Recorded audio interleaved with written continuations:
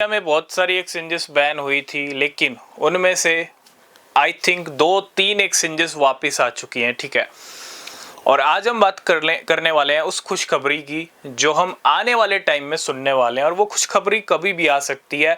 एक खुशखबरी तो कंफर्म है, उसके बारे में बात करेंगे, और कौन सी खुशखबरी मिल सकती है उनकी बात करेंगे। तो 9 एक्सचेंजेस के बारे में आपको बहुत अच्छे से पता होगा।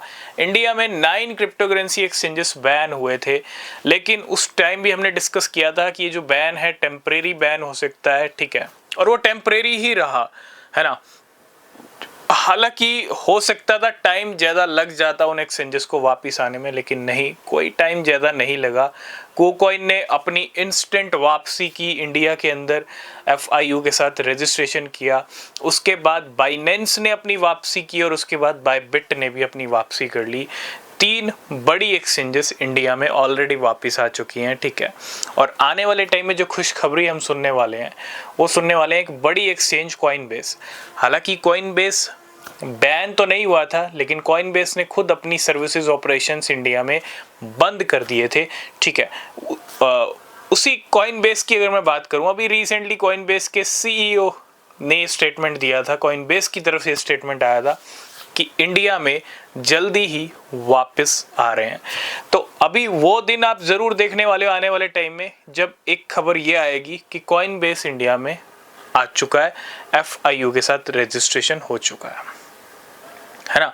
इसके साथ साथ 9 एक्सचेंजेस बैन हुई थी, ये तो 3-4 एक्सचेंजेस हैं। OKEX की अगर मैं बात करूं, OKEX ने भी इंडिया को बाय बाय अपनी तरफ से कह दिया था। ठीक है, हालांकि OKEX का अभी तक कोई कंफर्मेशन नहीं है आएगी इंडिया में या नहीं आएगी। ठीक है, जहां बाकी एक्सचेंजेस आ रही हैं तो OKEX को भी आना पड़ेगा, क्योंकि इंडिया में क्रिप्टो का जो यूज़र बेस है वो एक बड़े लेवल का है। ठीक है, इंडियंस की बात करूं, क्रिप्टो ऑनर्स की बात करूं, तो वो एक बड़े लेवल पे हैं। तो कॉइनबेस के साथ साथ और जो एक्सचेंजेस आने वाली हैं, आ सकती हैं मई जून के अंदर। मैक्सी ग्लोबल की अगर बात करूं, ठीक है, मैक्सी भी बैन हुआ था, लेकिन अभी तक कोई वापसी की न्यूज़ मैक्सी की तरफ से नहीं हुई है।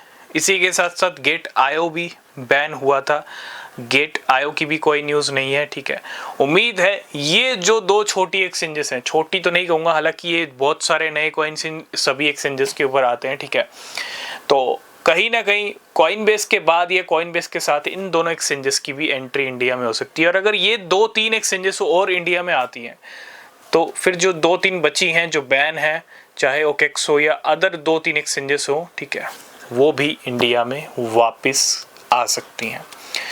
तो इट मीन्स तैयार हो जाइए। अगर आप कॉइनबेस यूज़र रहे हैं, कॉइनबेस को यूज़ करने का टाइम आपके लिए फिर से आ सकता है इंडिया में जल्दी ही। ठीक है, तो मिलेंगे नेक्स्ट वीडियो में, तब तक के लिए बाय बाय।